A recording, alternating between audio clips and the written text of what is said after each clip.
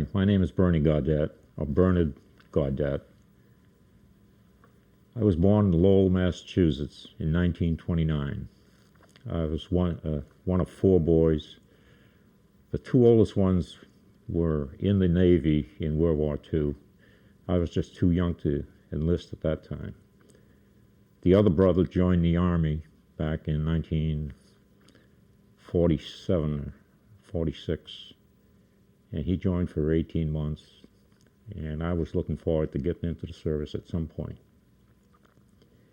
When I was 19, in 1948, I joined the Navy out of Lowell, was sent to Great Lakes in Illinois for boot camp. Following boot camp, they sent me to Hospital Corpsman School at Great Lakes. Upon graduation from Great Lakes School, I was transferred to Newport, Rhode Island, the Naval Hospital. I spent about a year and a half at the Naval Hospital, then got transferred to the training station in Newport, where they had a boot camp and they also had an OCS school for potential officers. I stayed there till 1951.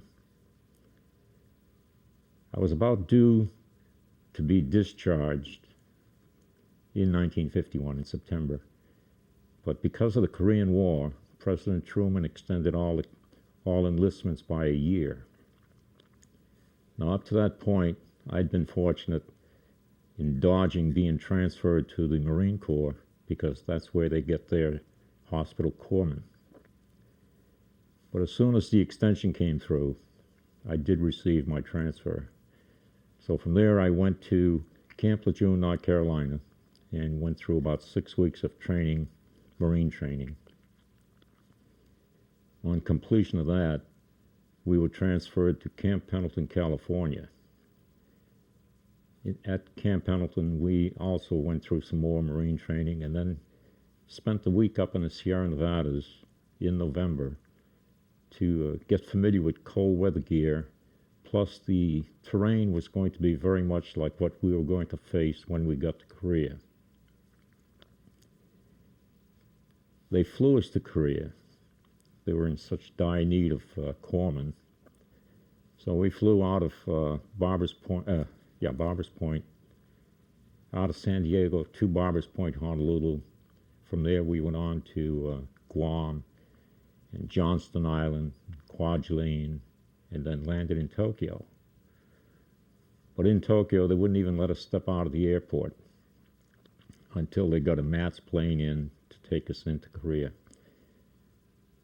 We flew into Korea and landed at a place called K-50. It was a brand new field, and when we landed, we saw all these people standing along the runway. And we were wondering, boy, what a welcoming committee this is. Well, it turns out that we were the first 4-engine MATS plane to land since they had upgraded the runway. And they just wanted to see if the runway would hold up. The following day, we were transferred from K-50 to wherever we were going to be assigned. I was assigned to the 11th Marines, which is an artillery regiment. This entailed a 6-hour drive in the back of a 6x open truck, pouring rain, cold. By the time we reached our destination, we were all so cold it was unbelievable. Jumping off the truck, our legs would just collapse under us. The following day, I was told that I was being assigned to Love Company, which is a 155 millimeter howitzer company. So I was transferred there, and there was another corpsman there at the time who was a second-class corpsman. My rank at that point was only third-class petty officer. We were stationed just outside the punch bowl, and we used to do an awful lot of firing day and night. And on one occasion, they took the entire regiment and moved us away from where we were to almost the front lines. We were like one hill removed from the front. This was all done clandestinely, if you would. We set up, and then when all of the battalion and all the guns were set up and the rockets were set up, then the forward observers gave us notice that there was a large concentration of enemy in an area that normally we could not reach with howitzers, and the long-tom cannons couldn't reach them either. But now we're in a position where we could lob our shells right into them.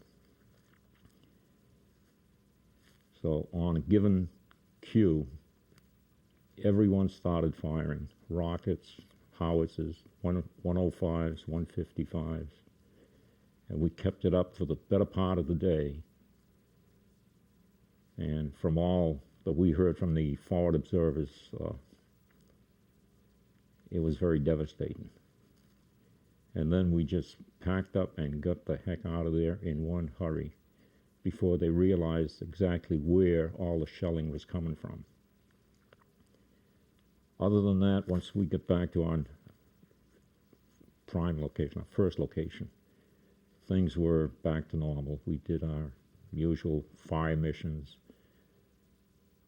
And I was there through March.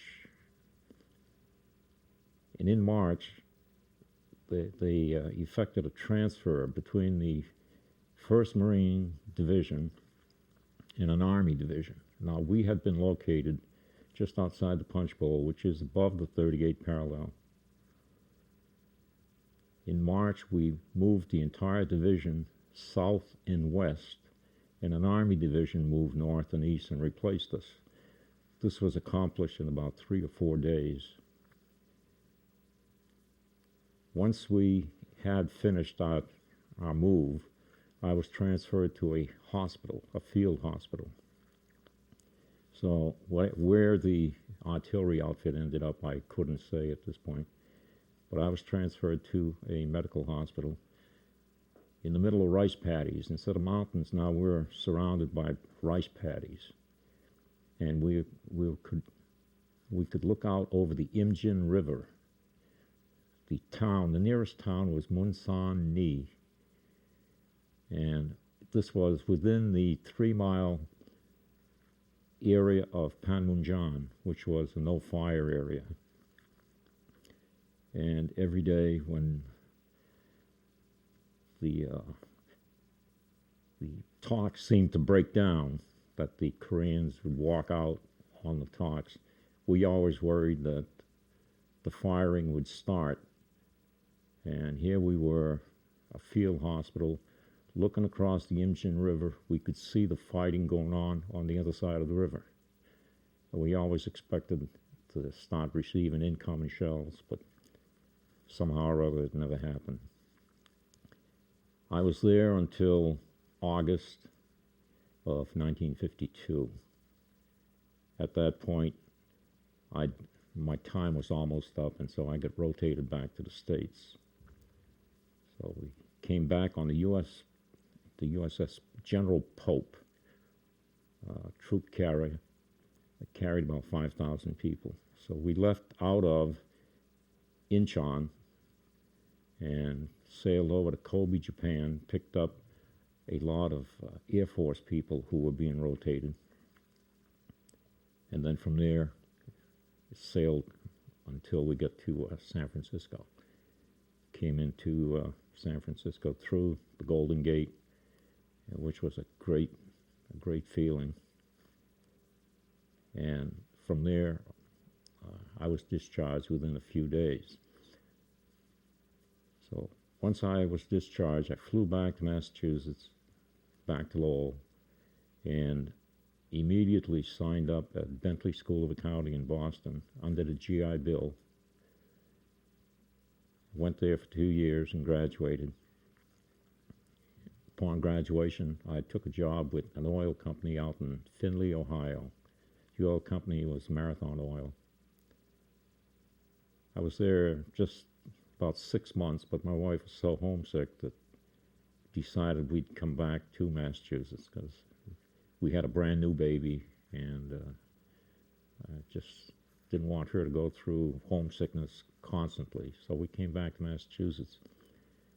However, Lowell, where I came from, was depressed. There was no work available at that time. So I moved to Springfield and went to work for a wholesale meat company, and then later for an envelope company called Powers Paper. Then a few years later, I went to work for American Optical in Southbridge, and then came back to Springfield and went to work for U.S. Envelope, which is now Westvaco, and I worked with them for 25 years. And I started in the accounting department, the corporate accounting department, traveled all over the country to our various plants, and then settled in at the U.S. Envelope plant in Springfield. Stayed there for 13 years, or 12 years, 12 years. And then I put in the last 13 years in the Enfield plant, Enfield, Connecticut. My job at that point was in management. I was in charge of all materials, incoming and outgoing, and all material handlers. I retired about 14 years ago from U.S. Envelope. Now I'm just enjoying retirement and my family. I have 6 kids. They're all grown and moved out. One of them has served 20 years in the Army. He is now living in Kentucky. But the other kids are spread out all over. I had one graduate from the Coast Guard Academy, and he is now settled down in the state of Washington outside of Seattle. And that's about it.